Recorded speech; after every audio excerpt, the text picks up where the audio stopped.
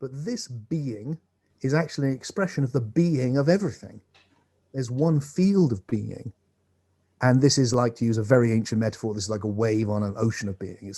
It's an individual expression. And that is not some far out mystical statement. It's the statement which is the heart of every form of modern science. And it's, I just think intuitively, everyone, the universe is a one. Hi everybody, welcome to Transformational Psychology. My name is Ryan Holsapple. Today we are going to be speaking with Tim Freke, who is a massively impactful spiritual teacher. He recently, in 2020, won Kindred Spirit Magazine's Writer of the Year award. It has also been ranked as one of the top 100 influential spiritual teachers by Watkins Magazine. He's written 35 books, including bestsellers. He has been teaching and exploring spirituality through his cogent philosophical mind for many years. And today we're going to start with a guided meditation. Why are we starting with a guided meditation? Because I want to give you, the audience, the opportunity to listen to this podcast from a deeper place of connection so that you'll be more receptive to the ideas and also open you up to Tim's teachings and the power of meditation and how that might make an impact in your life if you're someone who's interested in it. If you're already a meditator, then great. It's just an opportunity to listen to a short 5-minute guided meditation at the beginning. Tim and I get into all sorts of different things philosophically in this conversation. We talk about what does it mean to be spiritual in the modern age and what are the new facets of spirituality that we're now learning. We talk about his emergent philosophy of the evolving nature of the universe, including the psyche. We talk about the current state of the world, which includes the pandemic, COVID-19, the civil unrest, the culture wars, and just the general suffering and struggle that is happening right now. And we also focus on the great things that are happening right now. We then get into some philosophical contexts where we're talking a little bit about determinism, free will, consciousness, reductionism, and how all these ideas have formed and how some of them make sense and are powerful and robust, and some of them really fall apart under scrutiny in Tim's estimation and as well as my own. I hope you really enjoy this discussion with Tim Freke, and we'll see you next time on Transformational Psychology with Ryan Holsapple. I created this podcast because I believe that human beings have the capacity to transform and live deeply meaningful lives. My podcast is based on 2 pillars, education and transformation. The educational branch allows us to explore the cutting-edge psychology of transformation and many important theoretical ideas. Monologues, interviews with experts, and transformational concepts are presented for the audience to engage with and reflect on. I also believe it is of the utmost importance that people have practical transformational tools for making real-life changes. So this podcast still provides applicable and digestible guidance to complement the theoretical component. It is my hope that this podcast offers education and transformational guidance to a world that is seeking meaning and connection.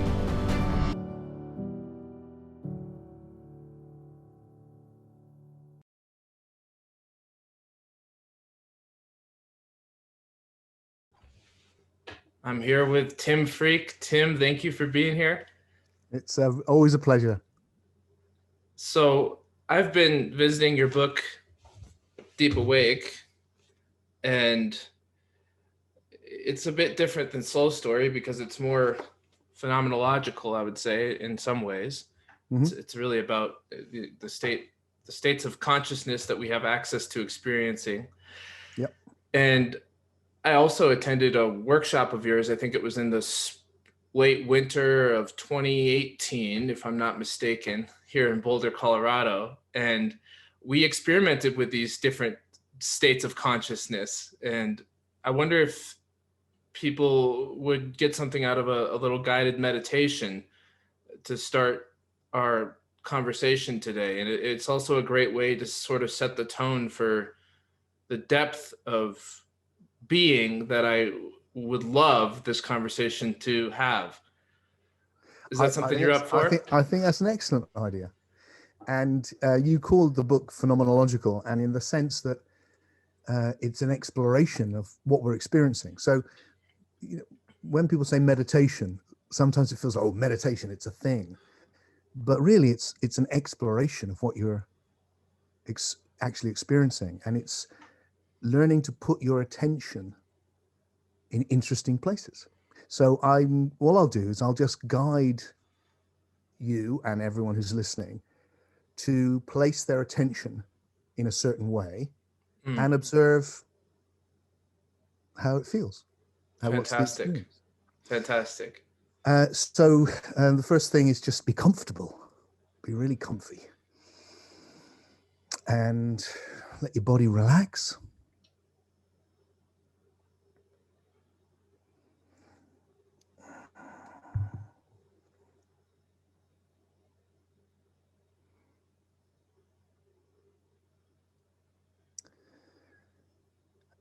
And I'd like to experiment just with the attention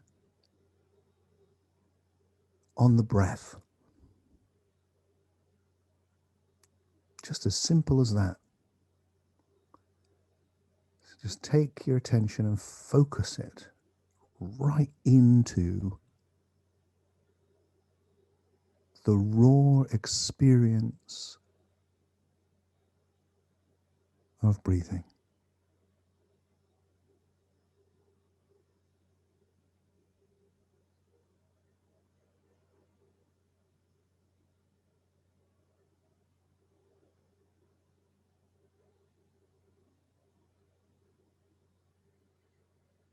And as I'm doing that, suddenly my experience is full of breathing. It's at the forefront. And just to breathe is actually quite exquisite when I really feel it. So just entering into that feeling in the body.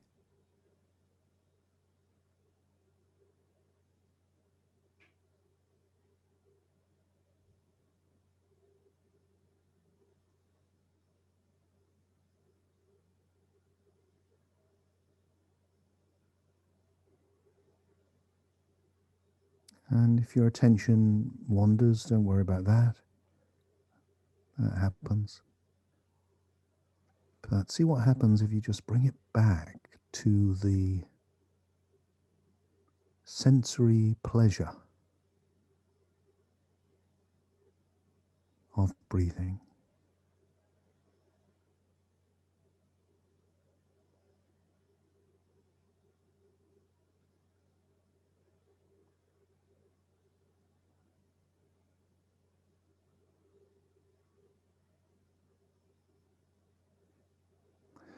Now, it's really nice to do that for a long time, but today let's not do that.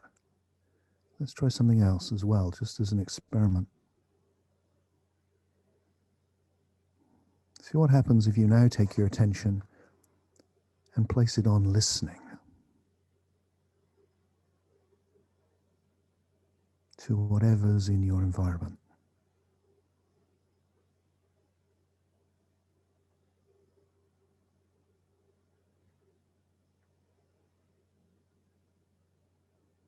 It's a different sort of attention now because it's not focused in a place.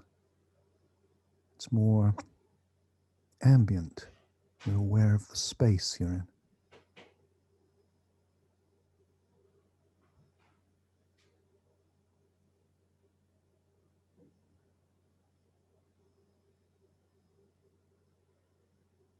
Really listening.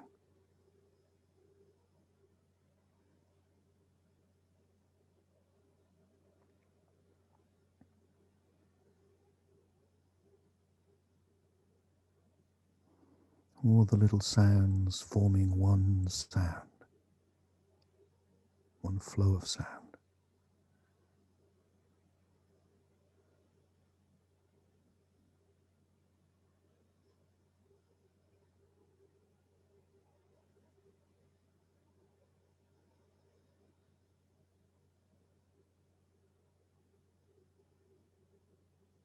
And then let's end with trying this. Take your attention and make it now completely diffuse.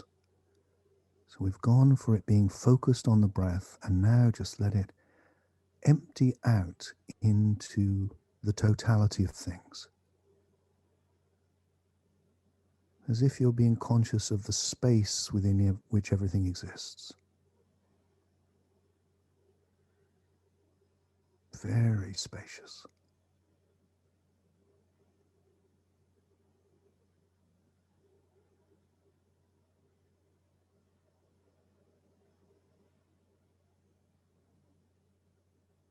So you're conscious of everything that is, including yourself, as one, taken as a whole.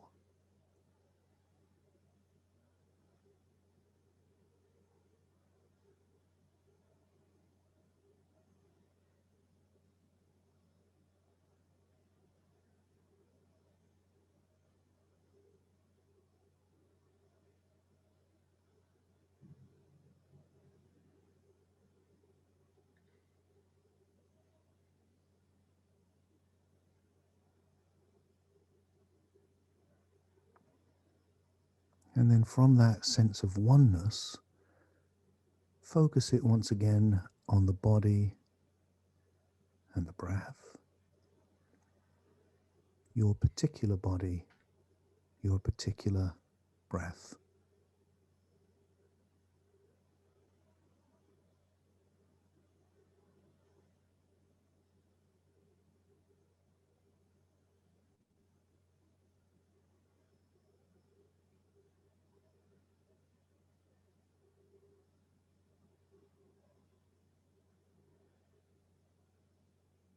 And then open your eyes.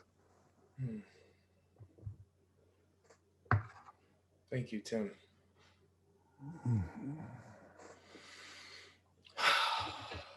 Wow. You talk in your book about the wow. And maybe only so many of us have been lucky enough to feel the wow in life. The wow, as far as I understood it, was, wow, I'm alive. I'm here. I'm impacted by this moment. I'm aware.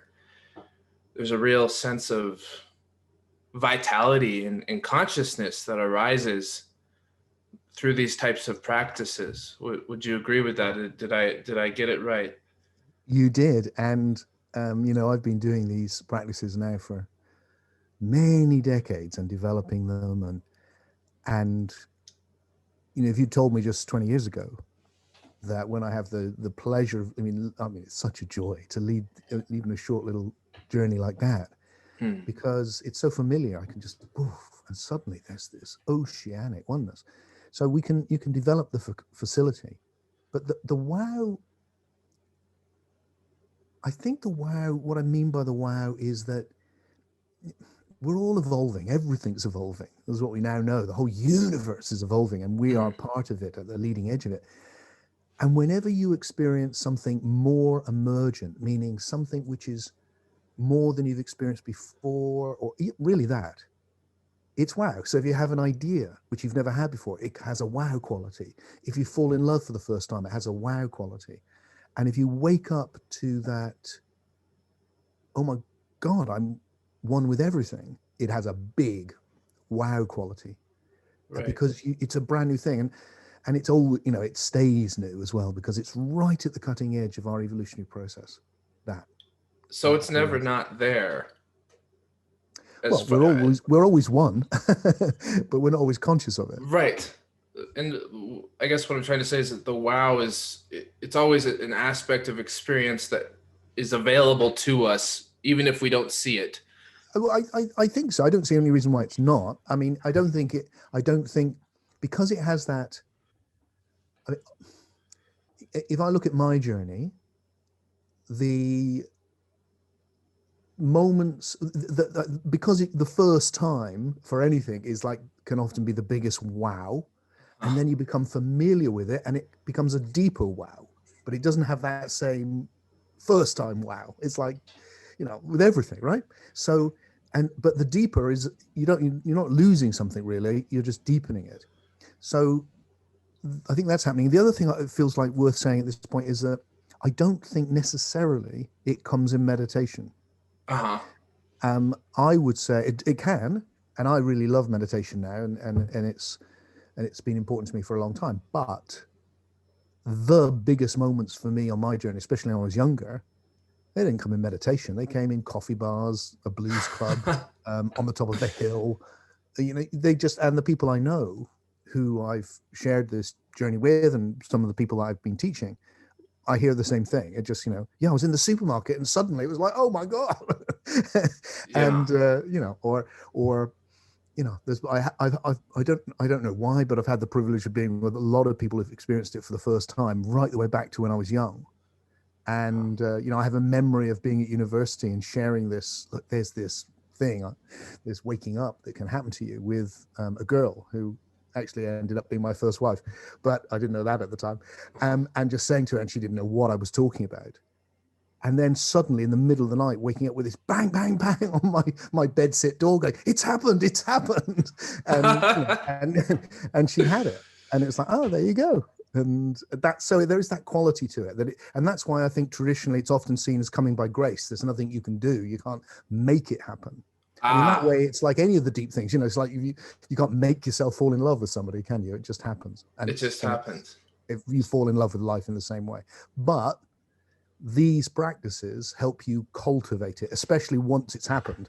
But also and different people, Ryan, I really think that's important. That was my way, but then I'm Mm, quite a dramatic sort of person. I'm quite an experientialist. I think yes. some people are much quieter. They take it more gradually. It's just as deep. It's just not the same style. Yeah, It's individual. everybody's unique They in are that really. way. I mean, Yeah. really, absolutely.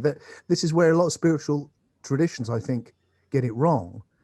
Is that what happens? Is that there's a particular person, they have a certain way of doing it, and then they teach it to people. And as long as they're teaching it to people like them, it's It probably quite a works good fine. idea. But Right. but when they start prescribing it for people who are completely different and going, oh no, that's not it. You've got to do it this way. Then it becomes you know a Well, dead end. we as humans do have we have a tendency to create the dogmas and to try to put things in tight categories and make them into something that can be packaged and exported.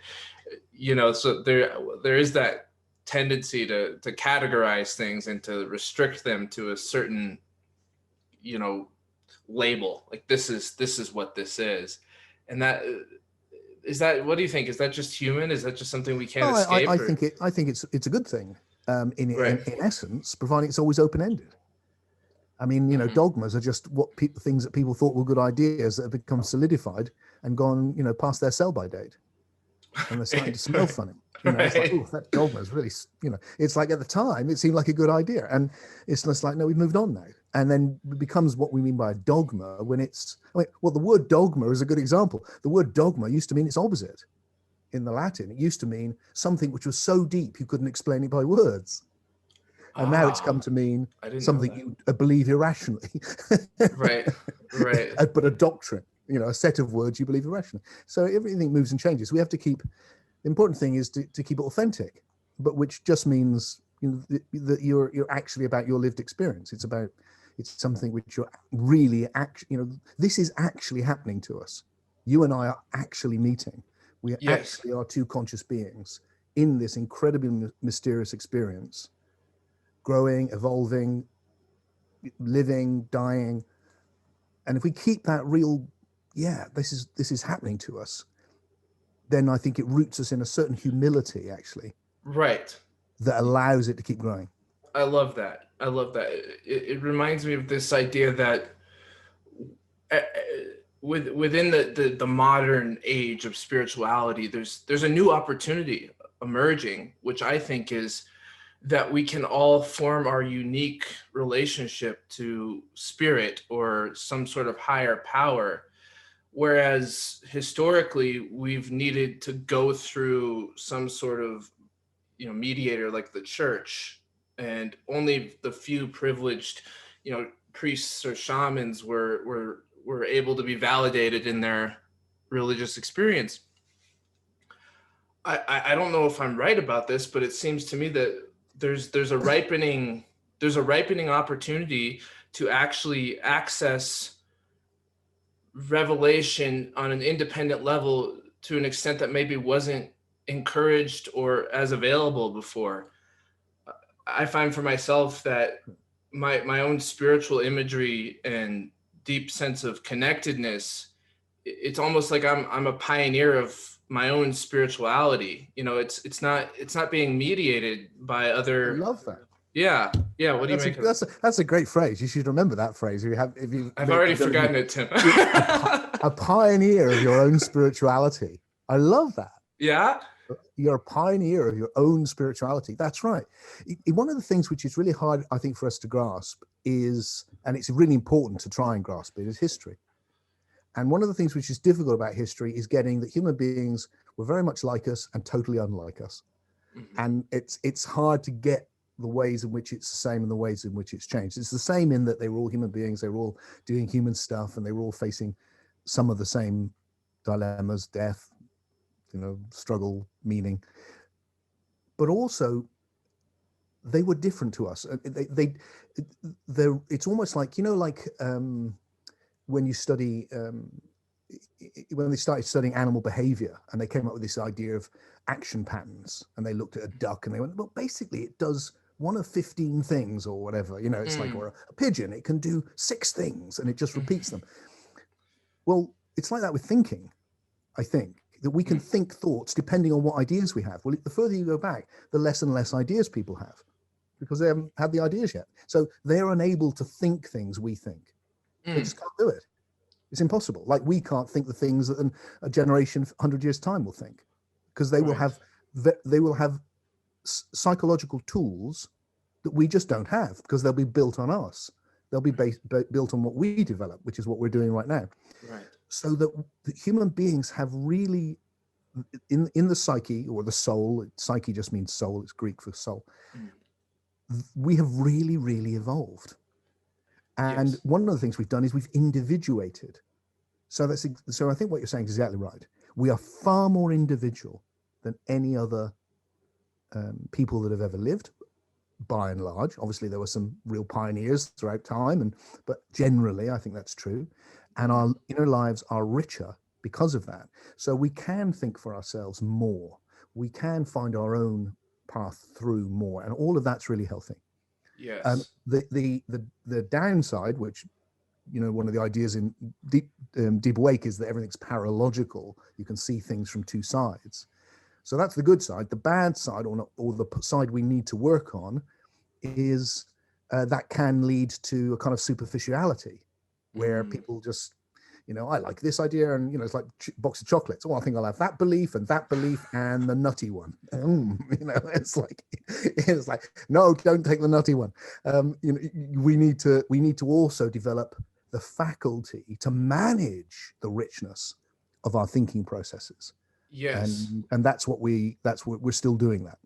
Right. And to circle around to your idea of unividuation or unividuality, it's not enough to, at this point, to simply just focus on individuality, because we are also social beings, and we have to, this way in which we can have our own consciousness and we can have our own experiences, and there's this layer of connectedness that we thrive on, right?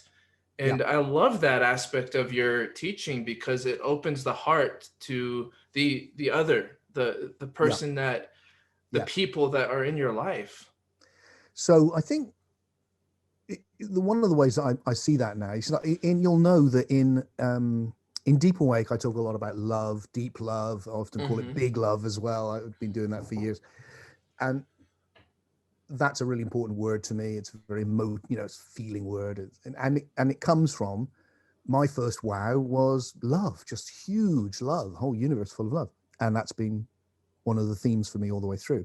But recently I've started thinking about it as what I experience and what I see other people experience is, another way of describing it is a universal benevolence. like a wishing well for everyone.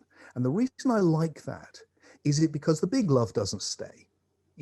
I couldn't cope in that whole like loved up, oh my God state. I couldn't hardly do anything really. Right. I couldn't do my tax returns, or it's like I have to.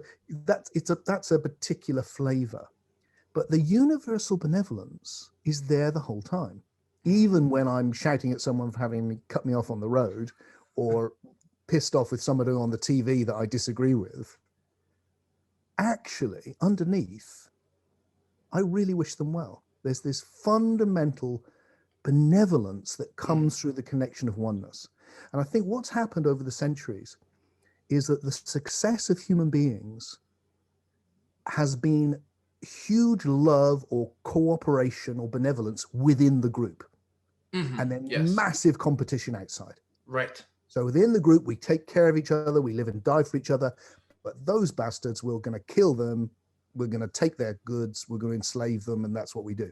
And that's been what's made the strong groups survive and predate on the weak ones.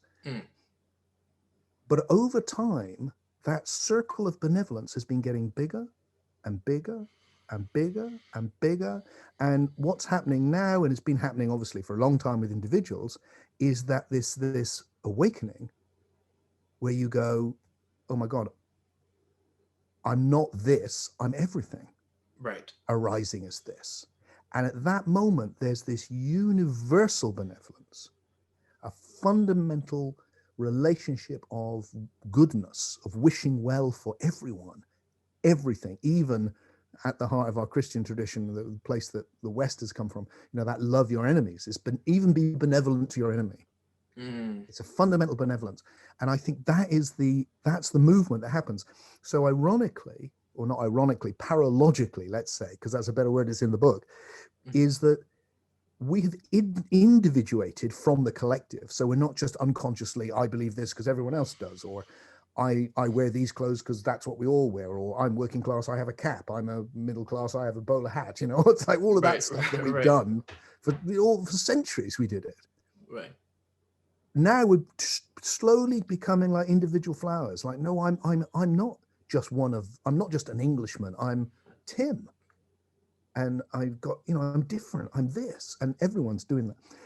As that happens, we become more conscious, more able to go to deeper places in the psyche, and that's where this oneness kicks in. And suddenly, the limited partisan benevolence of I'm here for me and mine suddenly becomes, oh, actually, I'm one with everything. Yes. And a massive embrace takes place. And that's a transition, I think. That's the next step. And as you said, the name I've given for that is this isn't in Deep Awake, but it's not in anything, actually. I haven't written about it yet. But it's the movement from an individual to a unividual, where a unividual is defined as an individual conscious of unity, conscious of the one. Right. It feels to me like a consciousness of my interrelatedness to all things. There's this Native American idea to all my relations, right? I don't know, is it Lakota perhaps? Takawasi. Yes. But you've taken that and you've, I think, updated it in a way that fits for the modern Westerner, just the modern person. It doesn't need to be a Westerner, because really, at the end of the day, if I'm not honoring my place in the web of existence, in the way that I really am related to all things, if I'm not honoring that relatedness, I'm really not honoring myself. I'm not. You know what I mean? Because that is you. Yes. It's like going, I honor my head, but I don't honor my body or my legs. It's like, yes. They are. That is your greater body.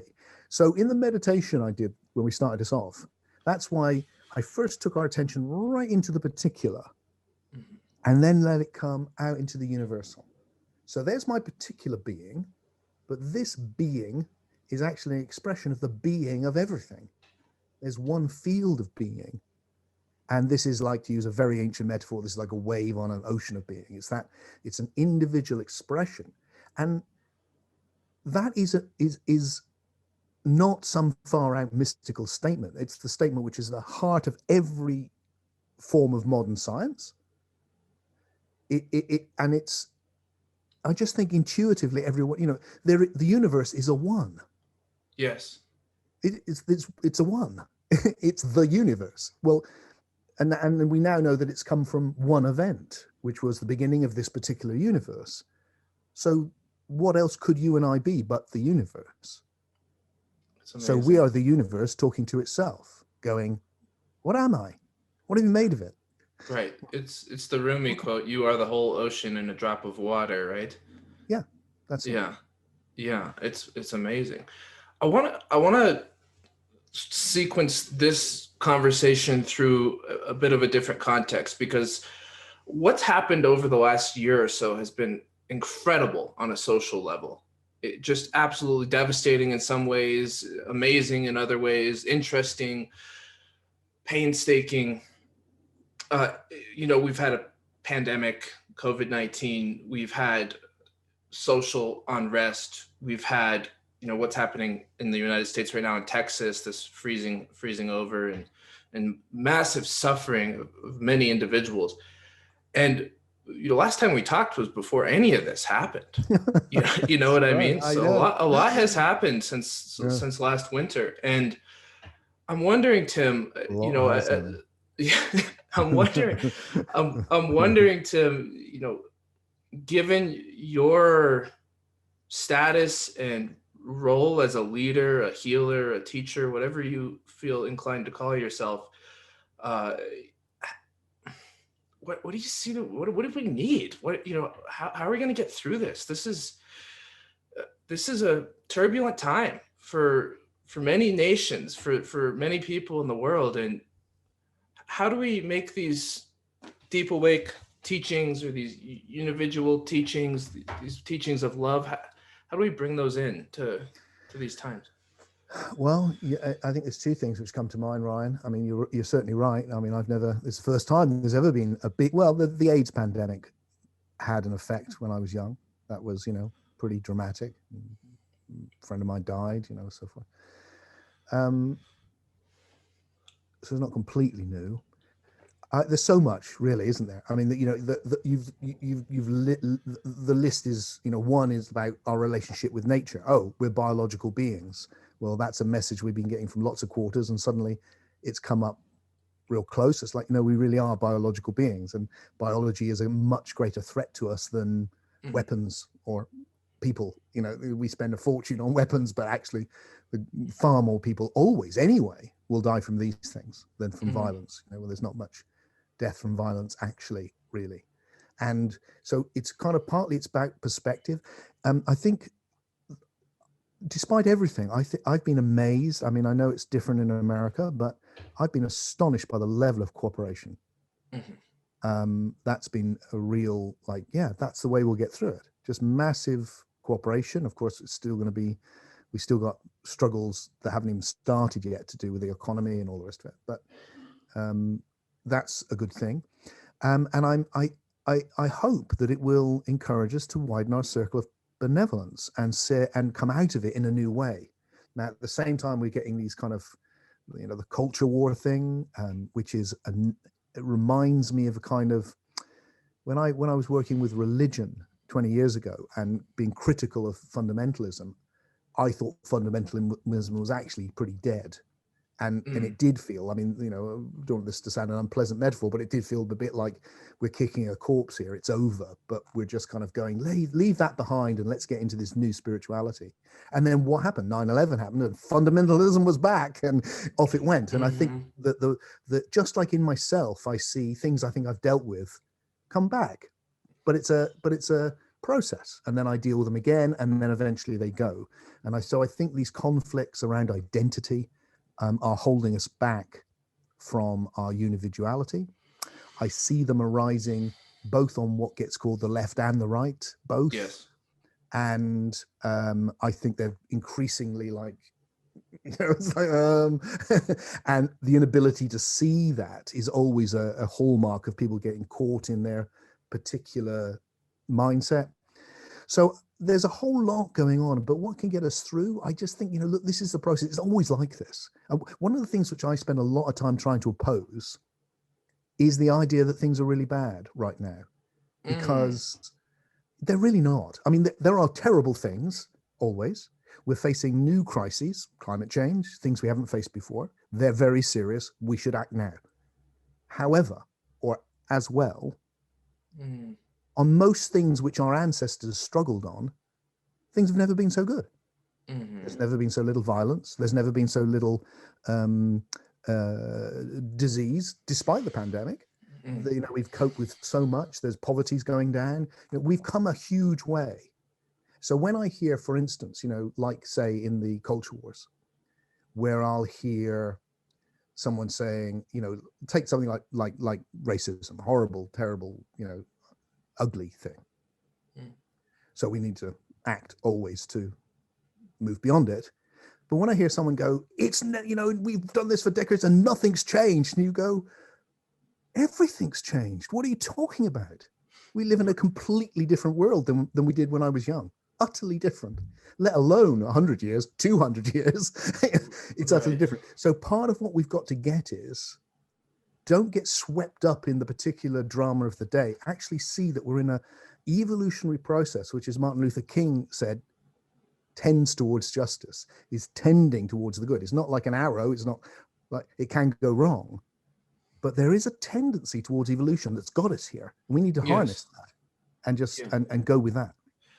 If I may be a bit Nietzschean and Jungian, I think they nailed it in the sense that the prediction was if we don't replace the religious substructure with something adequate, which I would posit is something like this deep love that or this universal benevolence, or this new individual spirituality. If we don't replace that old tribalism with something new, what's going to fill it is ideological possession, whether it's political or otherwise. And so I really think we're in a spiritual crisis, not so much as much as a, like you mentioned, things are going really well. I think what's not going well for a lot of people is where's meaning? What does it mean to be alive? You're absolutely right. And of course, also, please don't let anyone listening to this, I know that individuals are also having a hard time right now. And I know there's always people who are having a hard time. But, I'm reminded of Charles Dickens, how many centuries ago, 2 centuries ago, with the beginning of Tale of Two Cities. It was the best of times. It was the worst of times. Right. And then he just lists it all. And it's like, and we're still in the best of times and the worst of times. We're always in that. Yeah. And for any one of us, it could turn into a nightmare tomorrow. Well, it could do now. I mean, I could suddenly grab my chest and nightmare begins. Ryan, I'm just, that could happen. Of course it could. I'm 62. Right. It could happen right now. So that can happen. So that's what we're in. We're in that dilemma. And then I think you're right. So things get better. And one of the things which has got better is that science has enabled you and I to have this conversation in different continents. Hurrah for that. Isn't that great? But it also is literally soul destroying. So you're faced with this soul destroying, very powerful new understanding versus a rather outdated religious understanding, or at the moment with the hugely generalizing here, the new spirituality is a little bit unformed and often irrational and tied up with conspiracy theories now, unfortunately, and all of that. And what we need, in my humble opinion, is to integrate the best alongside science. And basically every day, that's what I do. I sit in front of my computer and I'm working on this philosophy, which I am beginning to put out. It's in Soul Story, and it'll be in my next major work, which I hope to come out this year, which is addressing that meaning. Because even if you put your head in the sand, sooner or later, life will come and pull your head out of the sand with disaster. And that's what Jung could see, I think. Jung was, his whole idea, look, if you don't change, you'll get hit by a bus. It's like, which he said to one of his patients. And what he's saying there is, look, sooner or later, you're going to have to face your vulnerability. You're going to have to face death and all of these things. So that's where meaning is. And the thing which you said was I think it's so right, is that the need for meaning is so great that that's what fuels these ideological bubbles, because it's self-righteous. I know the truth and I'm fighting for the good. No, I know the truth and I'm fighting for the good. Right. And you're evil. No, you're evil. And it's a replacement for a genuinely deep understanding of the meaning of existence. Right. Exactly. Yeah, exactly. Well, and I don't think anyone can underestimate how important the type of work you're doing is, along with some others that are doing similar work, because what we have is secular thinking, archaic religious mythic thinking, and then everything really in between on that spectrum. You know, the conspiracy you mentioned, and there's very few people doing the hard work of synthesizing these different nodes of reality. Very few in a coherent way. I think coherent is a very important word. There needs to be compatibility across multiple domains that can survive a formidable assault, intellectually, let's say. Oh, I love that. Oh God, that's twice you've done it now. Coherence amongst multiple domains that can withstand an assault, and that is precisely what I am attempting. So, if I go ahead with the project, it'll be about probably, I don't know, between 20 hours of audio, putting forward something which I hope can withstand intellectual assault. It is that robust and coherent. Yes. And the only way of doing that is I have to take it to bits every day and make sure it stands up. And so far it's doing really well. And I thought I was going to finish a year ago, and I'm still doing it because it's a lot. Like you said, it takes a lot. But that's my contribution. That's what I'm trying to do now. I've moved on from where I was in Deep Awake, which was very much like, I just need to give people this experience. That's what I can contribute. I'm still doing that, but less focus on that. Now it feels like, oh no, we need meaning. We need a coherent story which points to that experience and its significance. Right. And that's what and it has to be scientifically valid as well as spiritually robust. Beautifully said. So can you tell us just a little more about what you're working on and kind of the direction you see it headed in over the next couple of years? So the fundamental idea which has grabbed me, Ryan, is it's in Soul Story, and we've talked about it a bit before, but I've really pushed it further and further. So as a curious human being, I've just always been like, what is this?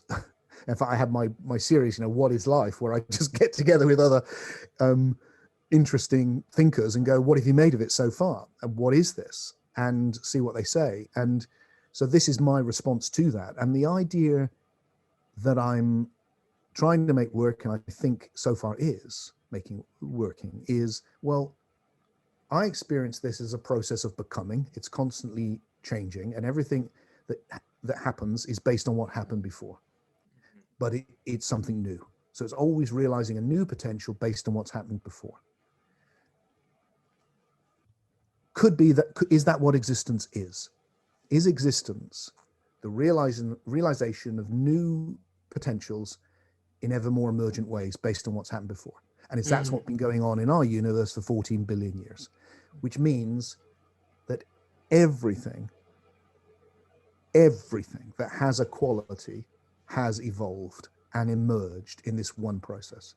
So it's about going, anything which is real, from a quark to God, if it is real, has evolved and has arisen in this process that we're experiencing right now, which we personally think in this universe is 14 billion years old, but this universe probably came from another one. And what that gives is the foundational narrative structure upon which you can hang everything. So if you want to understand physics, there it is at the beginning, or biology, there it is in the middle, or spirituality and the psyche, there it is at the end, just in terms of when it emerged. And I think we can end up saying an awful lot about spirituality as something which is emerged in this evolutionary process, rather than having to get pulled into mythical ideas of other realms that we've fallen from and all this stuff, which was how human beings understood it a long time ago.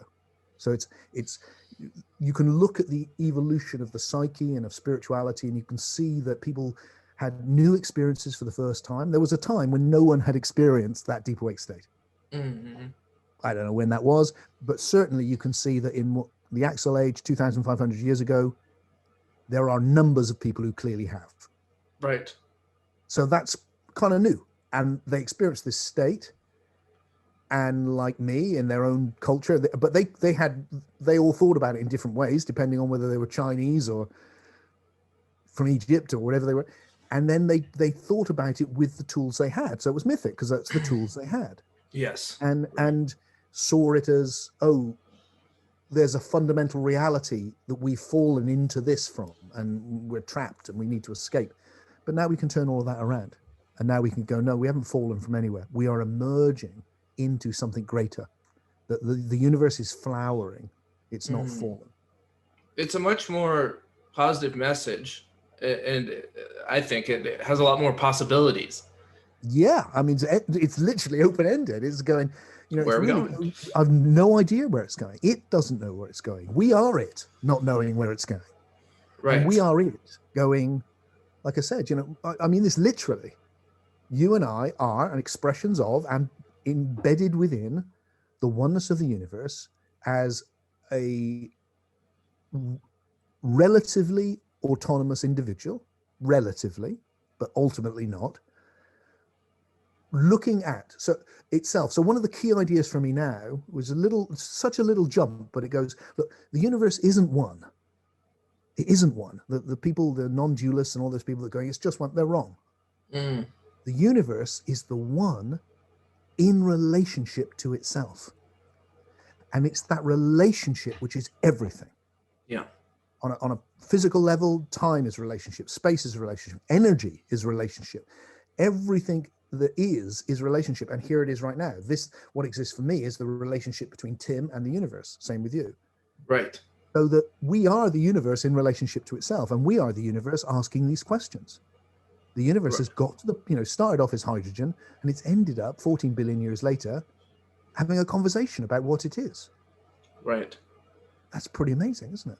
That is amazing. It reminds me, I was doing some reflecting a couple of years ago, and this insight hit me like a ton of bricks. And it was that the nature of the universe is conversation. And it didn't mean the spoken word literally. It meant the exchange of energy between one or more parts, to two or more parts. Okay, that's it. And it was really impactful because then I took that and then I realized, well, what is conversation? It's a relationship. So everything is relatedness. And then I looked inside of myself and I thought, well, I'm made up of many parts. So that there's all sorts of conversations happening inside of me all the time. One part of me thinks this, another part of me thinks that. So there's that relatedness within, and then it just extends and extends and extends, to my social and to nature and to the universe. And so that was a profound moment for me because it relativized my position in the universe in a humbling way, and at the same time empowered me to feel deeply connected and interconnected with everything. It was just a jaw-dropping moment for me. Very profound. That is in essence one of the key ideas that I'm exploring. Just that. Look, and I want to really, because you've opened it up, I want to really push it and say, look, what I think everything is relationship. Mm-hmm. There is no objective world. There's no subjective either. There's only subjects and objects in relationship. So everything has evolved as, let's call it, information systems. Well, you could call them intelligence systems because they're like little systems that intelligently read, whether it's an atom or a mouse or you or me. It's a system which has some sort of relative autonomy, which is in relationship with the rest of the informational ecology that it exists within, depending on its level of emergence. We're talking physics, biology, psyche, but it's the same principle. So everything is in relationship and exists only in relationship. It doesn't possibly exist on its own. And it is being read and it is reading. And the reading is the thing which exists. So, William James had this insight, which is kind of similar to something I put in Soul Story, but obviously had a long time before me, which was going, look, what really exists is experience. And that's actually, if you look, it's like, oh yeah, what exists is experience. But he said it's not subjective, but it's not objective either. And I think I'm saying something very similar. It's like where every relative individual meets the universal, there's that relationship, ever changing. For us, that's experience. If you go down deeply enough, there's something which is from which experience has arisen, which you may not want to call experience or put inverted commas around, which is being had by an atom with another atom, or hydrogen with oxygen to form water. There's a relationship. Yeah. And everything is, so there's John Vervaeke. I love him. Yeah, me too. I had a great conversation with him recently, really enjoyed it. And he came up with this word transjective. I think he says tranjective actually, but I kind of put an S in there for some reason, which is like the meeting of object and subject. So everything is transjective. Everything. Nothing's ever a subject and an object. It's like there's never just you, is there? There's always you in the universe. Right. No, always. And that's as true for everything. So everything is tranjective. So what's evolving isn't an objective world, which evolves and then eventually becomes conscious. What's evolving is always this relationship between subjectivity and objectivity on all these different levels that will eventually become conscious. Wow. It's got a bit of a Heideggerian flavor to it, because there's this sense that everything is kind of an extension of your phenomenological field of being from that perspective of the quote unquote limited subject. But at the same time, everything I perceive, every way in which I act in my environment, it's the separation is not as distinct as we Yes. And it's pushing, it's like going, look, take anything, take my cup here, my cup of tea. It's, this is not an integrated system in itself. It's an artifact, but maybe think of the plant behind me or something. Might be an easier thing to grasp. It's like that plant is whatever it is, depending on what it's in relationship to. So for me, it's green because I have eyes. Right. If I didn't have eyes, it would not be green. Right. That wouldn't exist. That wouldn't mean anything. And before eyes evolved, no plants were green. Right. Because there were no eyes. That's right. The relationship between the plant. But the plant is in relationship to itself. It's in relationship with the air. It's in relationship with the insects. It's in relationship with the earth. And all of those things are perceiving the plant in a different way to me. But that plant, as this, is in relationship to me. Yeah. So, what's happening in the room when you leave it is not the room that you were in, isn't there. That's crazy to think about, when you walk in the room. Right. Now, it's not some magical thing of you've created it. Right. It's just that what exists is always the relationship. So for the room to be the way you perceive it, you need to be there. Or even to be remotely like it, you need another human being to be there. Right. Because otherwise it will be like it is for the flies or the air or the room, all the elements that make it up, or the plant, because it's always the relationship. And it hasn't appeared from nowhere. It's just, that potential is there, but it's not being realized because it's not in relationship. Right. I'm not well read on Immanuel Kant by any means, but I do really love what he said about you can't know the thing itself in itself. Like whatever the object is, you're not perceiving it as it actually objectively is, if there is such a thing. You're perceiving it in a hyper-specific way, and now that's the difference. Yeah, that's the difference, Ryan. I'm saying, Kant, I'm no expert on Kant either. I haven't read him for 40 years. But my memory of that whole thing is that he's very much a person of his time. And what you get in science is you get this rather, I think eventually an ugly idea, which is the world you're perceiving, that's not really the world. Right, it discounts it. Yeah, because really the world is the lowest common denominator. Really the world is just atoms, to begin with, that's what they thought. It's like, so really the world is atoms, and this world, so you get John Locke talks about the primary and secondary qualities. So the primary qualities are the ones it has in itself, and those you can measure with physics, and then the secondary colors, like the green, that's arising because I'm looking at it. Right. What I'm saying is there are no primary and secondary qualities. All qualities arise in relationship. It has no qualities in itself Beautifully whatsoever. said. Right. All the qualities are arising because it's always in relationship with something. Right. There So is no non-related state. Yeah. So to say what the plant is, you need to say, well, in relationship to what? Right. So that means that reality is fundamentally nebulous and mercurial It means in some that ways. it's informational. And we know that, if you go down deep enough, one of the great insights of quantum physics was, on this level, things aren't fixed. Things are probability waves. Well, that means two things. One is they're not deterministic. And two is they're not things, they're waves. And let's put in a third, they're mathematical. Right. So, okay. Right.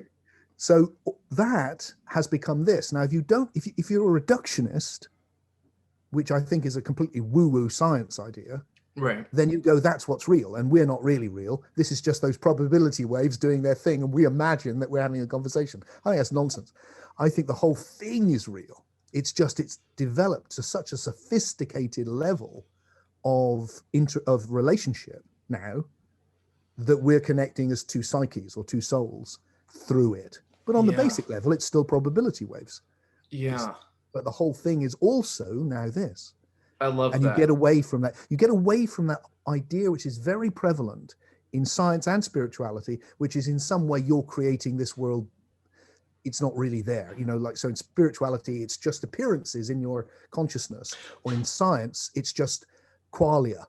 It's not really there. It's just qualia. Whereas what I'm saying is, no, I'm looking at you in the real world. It's kind of common sense. Right. This is me in relationship with the chair. That's actually there. That's what it's like when I relate to the chair. Yeah, absolutely. And I think you nailed it with the Kantian critique, because there is a way in which when you read that, it's condescending to things as they appear to the human psyche. As if that reality doesn't matter, or isn't totally. And that's not the case. But I love just to talk about Heidegger a little more, I love what he did, because he came along, and my limited interpretation of what he was saying was like, no, it's not just appearances. It's appearances. It's important. It's your experience. That this is the ontology of human existence. It's being in the world, being with the world. And so I feel like there's a way in which that can be turned on its head, where it's like, as to borrow from your language, that it's an emergent reality all on its own, and it stands as its own piece of existence. It's not, you can't reduce it to its parts. It's irreducible. It is the most, we're experiencing the most emergent level as far as we know. I mean, there may be there's ones we don't experience, but so this is not less real. And that, to come back to the beginning of our conversation, where we talked about the wow, and I said, look, it's when you experience something for the first time. What I'm saying there is, when you experience something more emergent than you've ever experienced before, on any level, it's wow. So when you experience a state of your psyche that reveals the oneness of everything, it doesn't feel, you could look at that. And I do this. I try and question myself. I do question myself very deeply, and it is quite sometimes a bit disturbing. But I have to look at myself and go, okay, so when I woke up when I was 12, could it have been, am I a mild manic depressive? And when I'm manic, I think the world's all one and full of love. Why not? People do. So, that could, but the thing which is marked about it, which makes me not go down that road, is that these healthy, deep experiences have a sense of greater reality, not less. Yeah. That, you feel like, oh no, this is more real. Now, what does that mean, more real?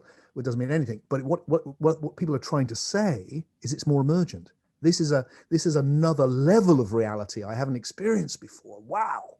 And that's why they're such important experiences, and why collectively, if we move into them, that will be the solution to all of those problems that you listed.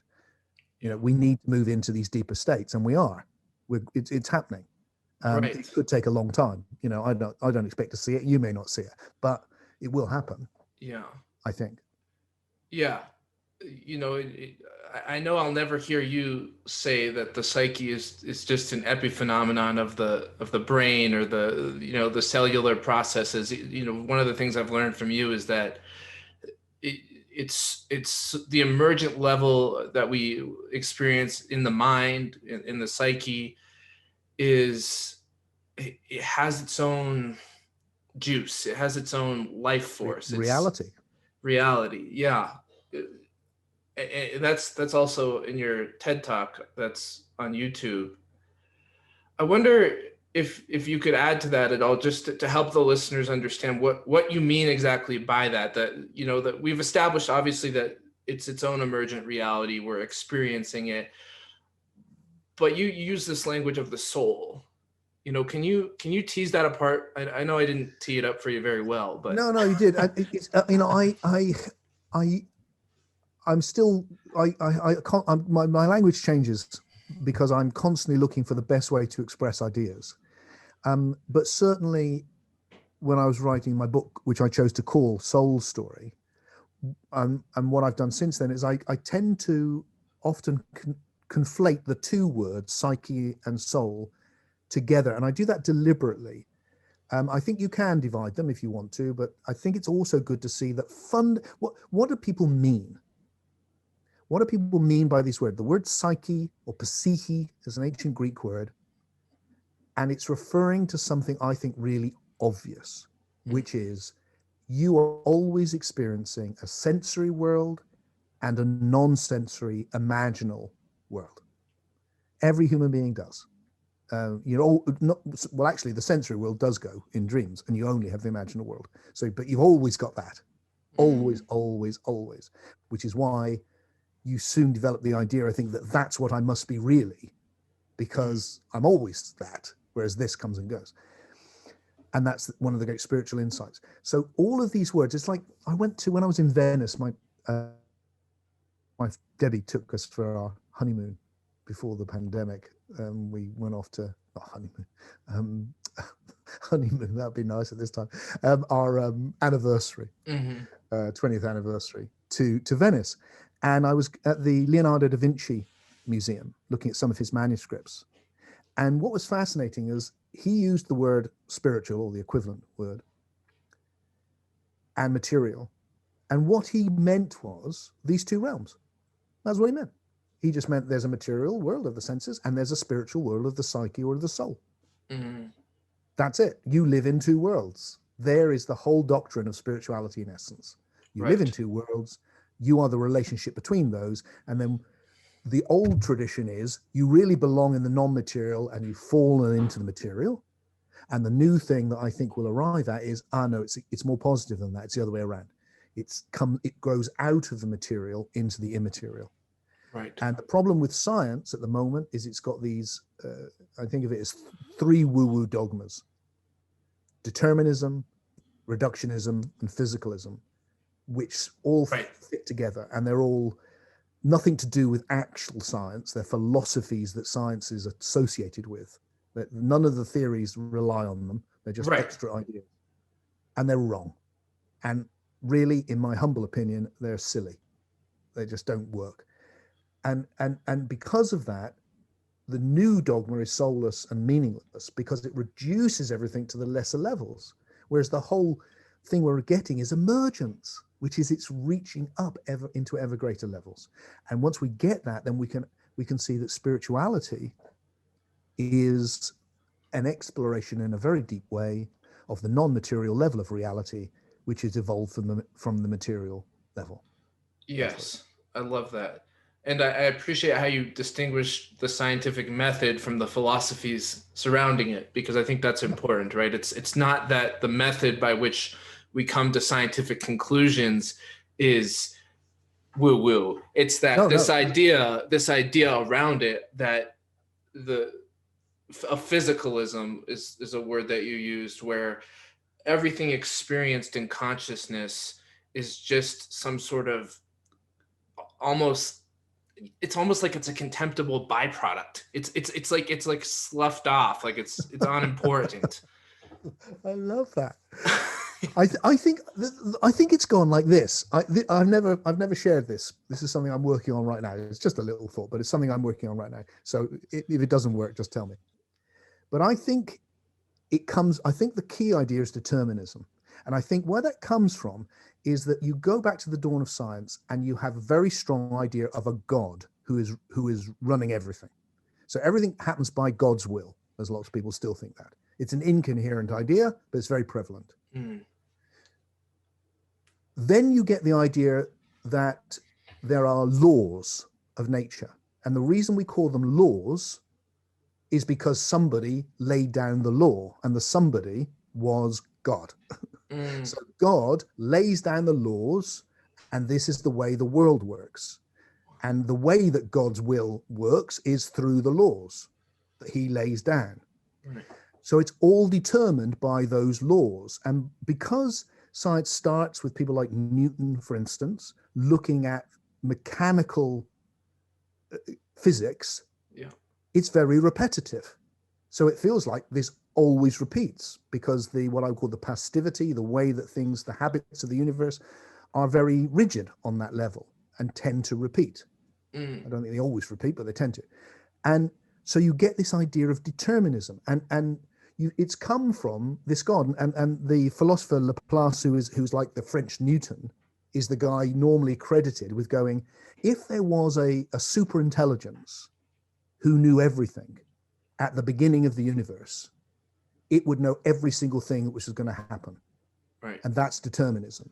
Right. So you've got this idea that there's, and the super intelligence is obviously God. So God knows everything that's ever going to happen because he's the guy who goes, okay, I've got all the billiard balls together and I've got the rules they're going to obey, go. And the billiard balls hit each other in mechanical ways.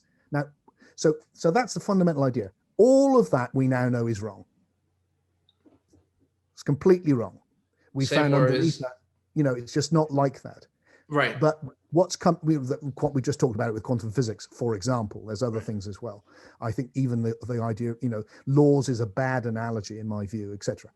But from that determinism comes also then reductionism, which goes, well, if it's these simple laws just governing everything, that's what's real. This is all epiphenomena. Everything is an epiphenomena, just obeying those simple billiard ball rules. Right. So now all of this richness of life and feelings, and that's all actually billiard balls, obeying God's rules. Right. The laws. Right. So what comes with that is then reductionism, which leads to, well, it used to be materialism, which is, well, what's the simplest thing? Well, matter, the billiard balls. So that's what really exists. So now you've got the three woo-woo dogmas. Everything is fixed. There's no freedom. There's no creativity. It's just obeying rigid laws. We reduce it to the simplest thing, which is the laws and the things they organize. And what they organize is matter. Now, matter's dissolved in our hands. We now go, oh, hang on a second, it's not there. It's turned into quantum possibilities. That's all dissolved. And so people call it physicalism now, or other scientism, or various other phrases. But fundamentally, those are the things. And and they're all wrong. They're just wrong. Right. I agree with you completely. When I work with clients, I often harp about the importance of choice. We talk a lot about choice. We all experience that we make choices. Yeah. All of us. And I think sometimes the determinist will straw man choice and we'll use the least important examples of the choices we make. Like, did we choose to pick up our right hand or our left hand when we were prompted in a specific study? I mean, that's such an arbitrary example of choice. I mean, what about the relationships we choose? What about the attitudinal positions that we pick up and we carry throughout our day? What about the choice to pursue a goal? There's so many choices that we make, and that's not to say that our will is absolutely unrestricted to the extent that we aren't impacted by our instincts. For example, we can't just totally transcend every bodily restriction through this idea of free will. But to me, what free will means is that within I don't even like the word confines, within the unique delimited sphere of my being, I have a sense of autonomy and soulful directedness that I can implement with the complexity, not against it. Yes. Look, there's two things really, which is why, the first thing is, one of the things that comes with reductionism is the idea that everything's happening from the bottom upwards. Right. But things don't just happen from the bottom upwards. Things happen from the top downwards. The flow of interaction is happening throughout. So things change by being in part of a greater context. And then, like right now, oxygen is in my body is just being oxygen. But my body is moving it about for its own purposes in the blood. And it's doing all of that for its own purposes. And the oxygens know nothing about it. It's just being oxygen. So the lower levels it's not all the lower levels. There's a top-down influence as well. And the top-down influence here is of the psyche. So the psyche is a very emergent level. And I'm intending to convey these ideas to you. And then my mouth, I don't even know how it does it, makes these complex movements very quickly and it throws air out. And the next thing you know, I've sent you symbolic messages and you've read them and we're able to share these immaterial things called ideas. And now you have a piece of information which you didn't have before. It exists. It has its own nature. You can pass it on to somebody else, but it's nowhere in the material world. For a while, it was represented as movements in the air, but now it's something in the psyche. Right. And the idea that all of it gets reduced is crazy. Yes. It's the opposite of this emergent vision, which is the one reality is constantly becoming richer. Yeah. And it's all real. Oh, that's beautifully said. I want to talk about Sam Harris for a minute because I like Sam Harris a lot. Me too. I'm on day 20 of his waking up meditation course, which has been just exquisite, lovely. Wow. The funny thing is the more I do his meditation app, the more choices I feel I have every day, which is ironic, right? Because he's a bit of a determinist. He is. And he almost makes a phenomenological backwards argument, which is to say, we experience that we have choices, but really on this objective level over here, they don't exist.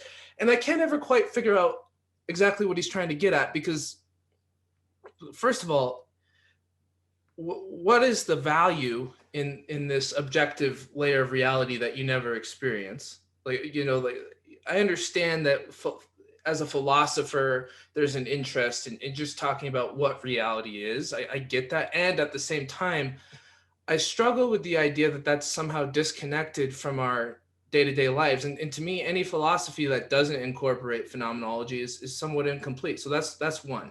Two is he does use these experiments as an argument where I don't know exactly how they're set up, but essentially, they'll have someone choose to raise one of their left or their right hand, and they'll prove somehow neurologically that the decision had already been made by the body before they were consciously aware. So that in essence, what that's saying is that conscious choice is actually a byproduct post hoc rationalization that never actually happened. It never actually occurred. What I'm trying to reconcile with Sam, because I like him so much, is, and maybe this isn't something that can be reconciled, is how do you be a proponent of meditation and deep awareness and consciousness and living a better life, and then at the same time peddle determinism? It feels incompatible to me. It isn't, unfortunately. I think it's completely wrong. But one of them, and a person who was very influential to me 30 years ago was Ramesh Balsekar, who was a student of Sri Nisargadatta Maharaj, the Advaitic teachers in India. And Ramesh Balsekar's whole thing was, look, it's all one. You don't exist as an individual. You have no free will. There's no one to have any free will. It's all just happening. And it's all just the causality of things playing itself out. And you have the illusion of being a self, and you have the illusion of having some will. And the way the way to wake up is to realize there's no doer.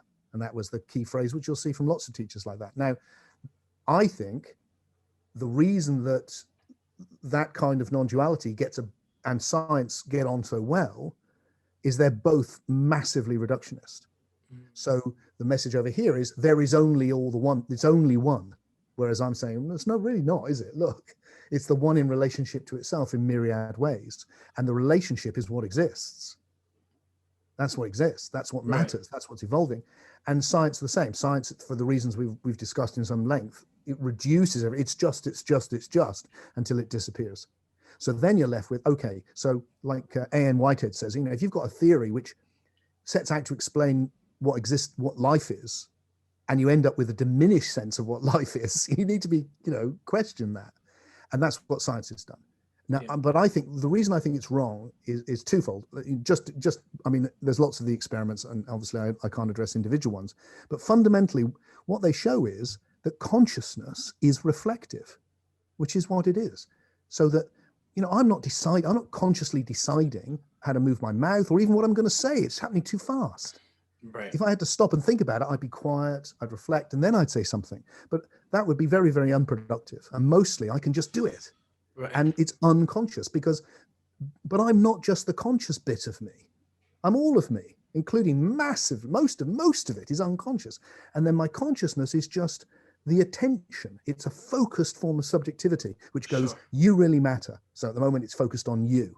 It's not really focused on what I'm going to say, because I don't know I'm becoming conscious of that as it happens.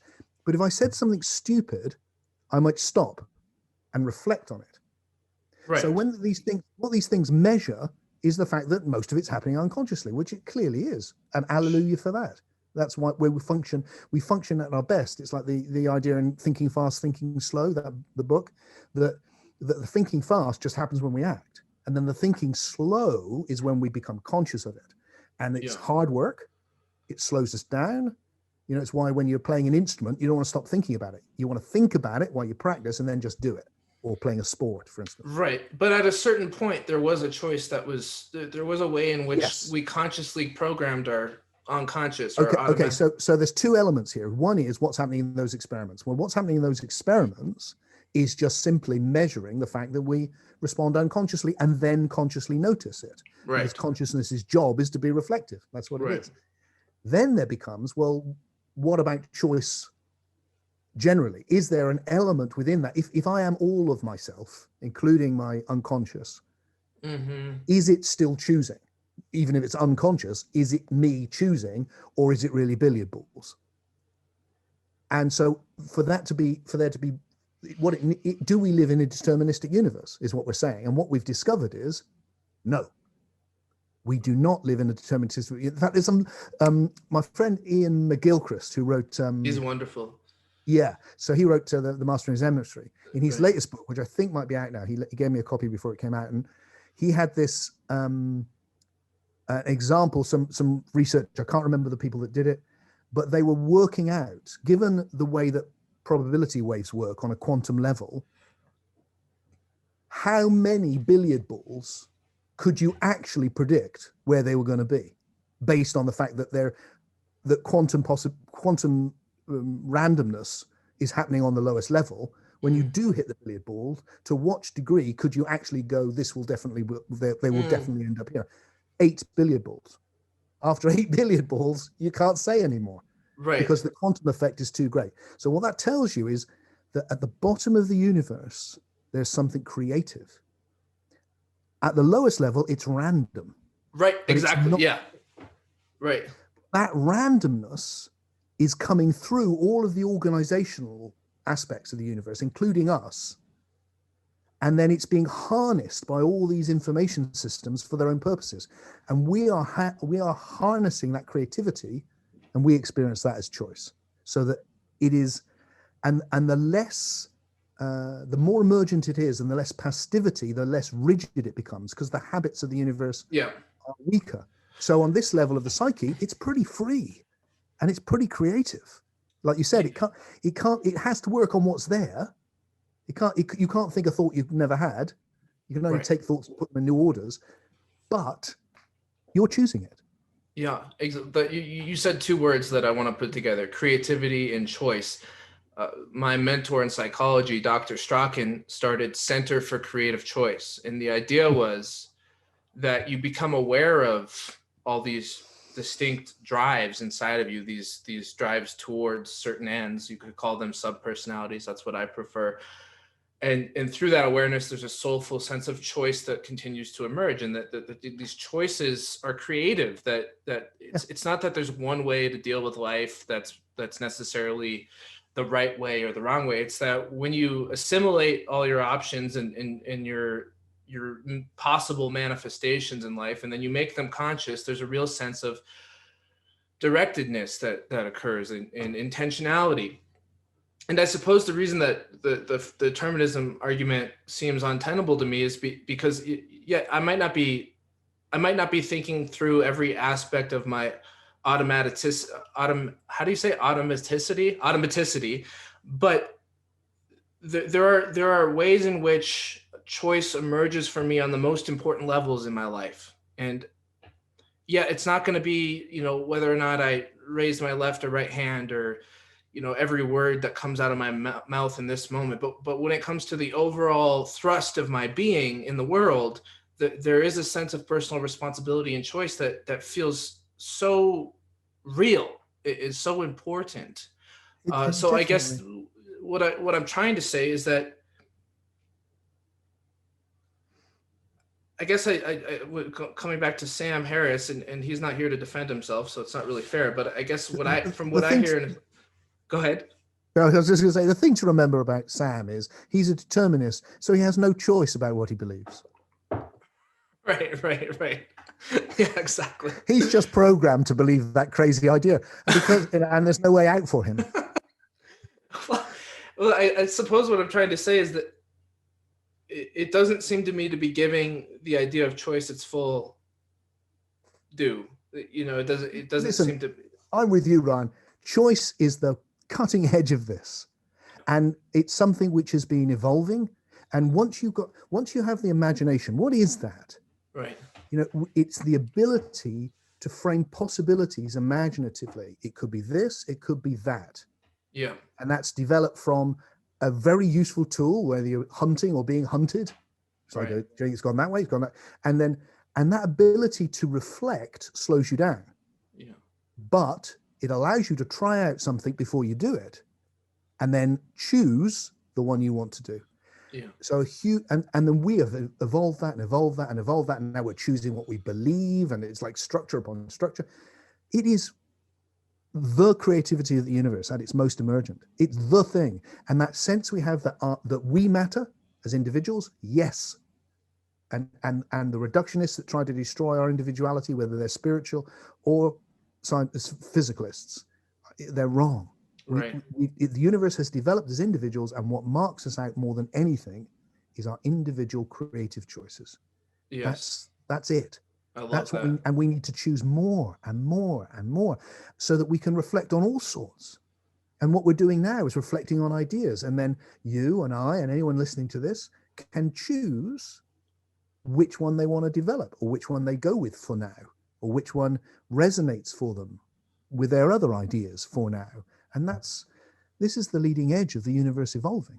This is not some epiphenomena. Right. This is it. Yeah. Thank you, Tim. Do you got time for one more question? Yeah, sure. So this one's really interesting to me. I think we kind of bumped into this last year, and I've thought about it a lot. Consciousness, we have the subjective experience of I, and then we have all those things which are traditionally referred to as unconscious. I like the word automatic too, because it leaves some open possibilities. The question I have is it possible that what we refer to traditionally as unconscious has a consciousness all of its own, and that we just don't know it because it's not the experience of I in this subjective moment? Is it possible that the consciousness is more sort of polytheistic and less monocentric than we thought? I mean, I asked you this last year, but I didn't do a very good job articulating it, and I don't know the answer. I'm just wondering, is it possible? My own response would be, for myself would be, don't associate the I with consciousness. It's everything. I'm not the conscious bit, and I'm not the conscious. It's like, I'm only the tip of the iceberg, nothing to do with the rest of it. It's right. Like, no, I'm the whole iceberg, and I've evolved and I am the universe with all of this past behind me, rising up into something which can focus in some places. But most of what's going on in my body, for sure, and in my psyche, I can focus there a bit. And if you go into it, you can start seeing how it's structured, and there's it's structured by all the ideas of the past, what Jung called the archetypes. Yeah. Simple experiences.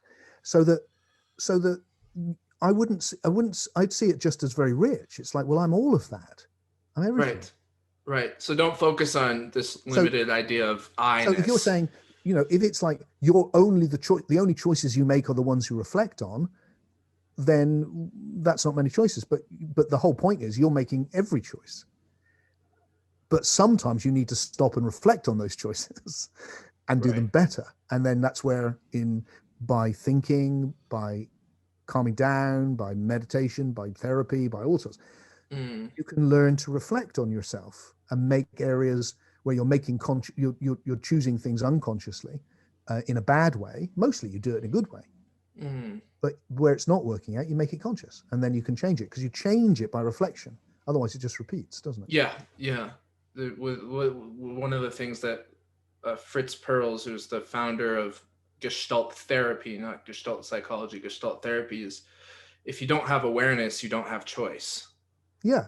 Or, I liked that. Well, I thought that was interesting. It's true. It all depends how you define the words. If you mean a conscious decision, that's true. Right. But actually, Ryan is going to be making lots and lots of choices because of who Ryan is, which is everything that makes Ryan, all the things, all the parents, your experiences, everything. So that you don't have to, when you see someone fall down on the street, you don't have to go, oh, what shall I do? You just help them. Right. Because that's who you are. Someone else might go, I could take their wallet, because that's who they are. That's a very good point. It's just that you're making those choices. So if the whole universe, if we get rid of that idea of laws and replace it by Charles Sanders Peirce's idea of the habits of nature. Right. I love that. Or I quite like now just calling them the algorithms of nature. Like it's an intelligence system which has learned how to do things. It's like a learning. It's like we've created machines that can go out and learn. Well, the whole thing is doing that. It's been right from the beginning. It's been learning how to be a universe, and now it's us, and it's learning how to be the universe on this sort of level. And the difference is, until there is reflection, the universe can't change its own habits. That's brilliant. But now it can. That's brilliant. And it has to adapt to those habits.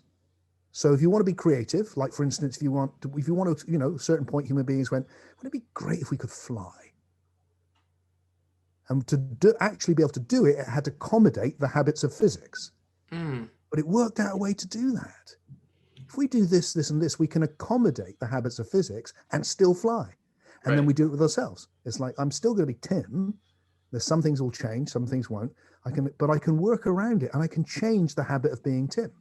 That's wonderful. I can change my passivity, and therefore I can evolve. That's so brilliant. Well, I think that's a good place to end it. I don't think we could end it on much of a stronger note. Thank you so much, Tim. That was a pleasure and an honor to be able to speak with you for this time. And for me also, Ryan, I love talking with you. It's beautiful. And I'm touched. I love what you're doing. It's great. Oh, thanks, Tim. All right. Well, we'll have to do it again sometime. Yeah. All right. Go well, my friend. All right. Big love. Big love.